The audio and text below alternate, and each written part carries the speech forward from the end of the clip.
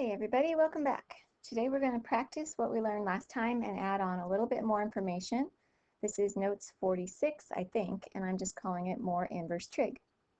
So last time we saw that the inverse trig functions have inputs that are ratios and outputs that are angles.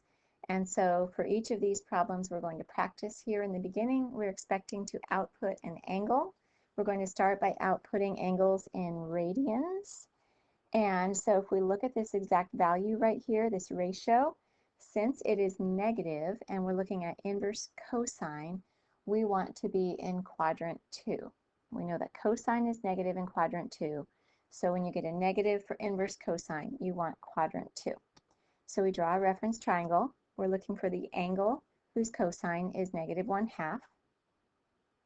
Quadrant 2 reference triangle. Cosine would be adjacent over hypotenuse. And once we have those numbers in place, hopefully we realize that we're looking at a 30, 60, 90 special right triangle. And we can put the square root 3 on the opposite. And then we should see that that is a 60-degree reference angle. So we know that our angle all the way to there is 120 degrees. Now let's convert that into radians. And our answer is 2 pi over 3. 2 pi over 3 radians.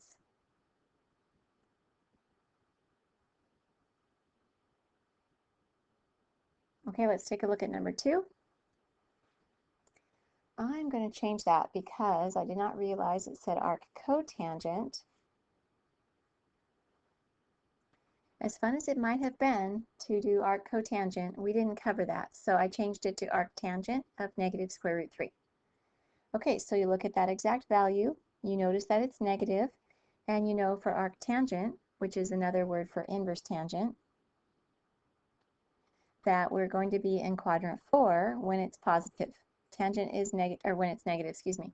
Tangent is negative in quadrant 4. And we can turn it into a ratio, negative square root 3 over 1. We can draw a reference triangle, quadrant 4. Tangent is opposite over adjacent, so we can label those sides. And then we realize that this is also a 30, 60, 90 triangle, and we have a 60-degree reference angle there. So for our answer, we want to give an answer that falls between negative 90 degrees and 90 degrees. So we don't go around counterclockwise like we're used to. We don't call it 300 degrees. Instead, we go around clockwise, and we just call it negative 60 degrees. But we need to answer in radians, so negative 60 degrees would be negative pi over 3 radians. Okay, we have another practice problem, 2 more. This time we're going to answer in degrees. Solve for theta. We have inverse tangent of square root 3 over 3. So we look at that ratio, we notice that it's positive, so we know we want to be in quadrant 1. However, we want to modify that ratio, and instead of calling it square root 3 over 3, let's call it 1 over square root 3. That's what it would have been before it was rationalized. And those numbers are easier for us to work with. If we put a 1 on the opposite and a square root 3 on the adjacent, we realize we have our 30, 60, 90 triangle with a reference angle of 30 degrees. So theta is 30 degrees.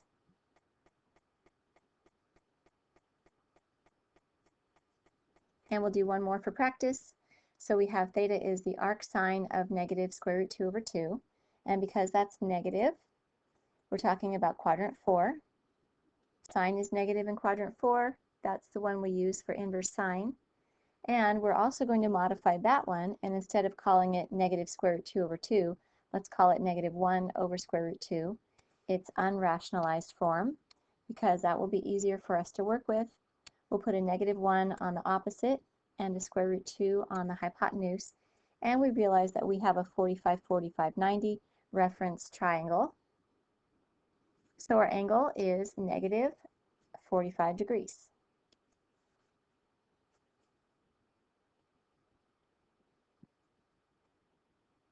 Okay. Now let's move on to a new type of problem. The problems we're about to do don't necessarily use the 30, 60, 90s, and 45, 45, 90s like we're used to. So let's take a look at this. Evaluate the expression without a calculator. We have an inverse trig function inside a trig function.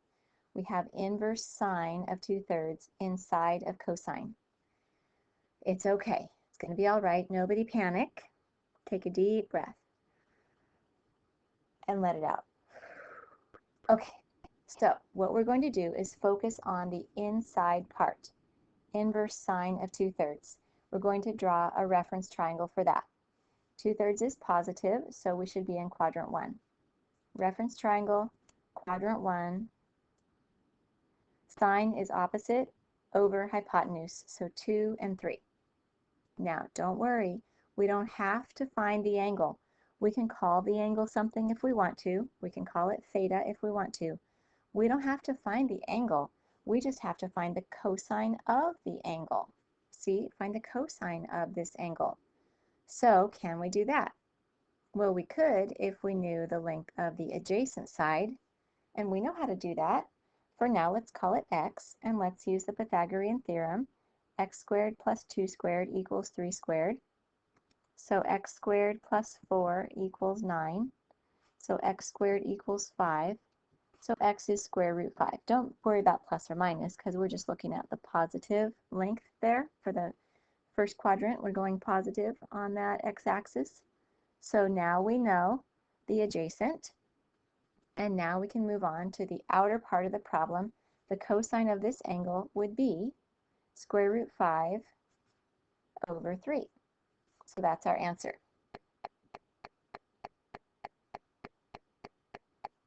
We didn't need to know the angle. We just needed to draw the triangle, label it with 2 and 3, find the other side, and then we could find the cosine. Let's try another one of those. Find the sine of the arc cosine of 1/4. Okay, so 1/4 is positive, so we're going to be in quadrant 1. We're starting with cosine. Cosine is adjacent over hypotenuse, so we can put the 1 on the adjacent, the 4 on the hypotenuse, and now we want to find the sine of this angle that we've just drawn. I'll call it theta. So in order to find the sine, we need to know the length of the opposite. So let's call that x for now, or y, or whatever you want to call it, and use the Pythagorean theorem. X squared plus 1 squared equals 4 squared. So x squared plus 1 equals 16. So x squared equals 15. So x is the square root of 15. Now we're ready to find the sine of the angle opposite over hypotenuse. Square root 15 over 4. And that's our answer. Let's do one more. The sine of the arctangent of -1/2. Okay, so we have a negative number, so that means we should be in quadrant 4 for arctangent. So we can draw a reference triangle in quadrant 4.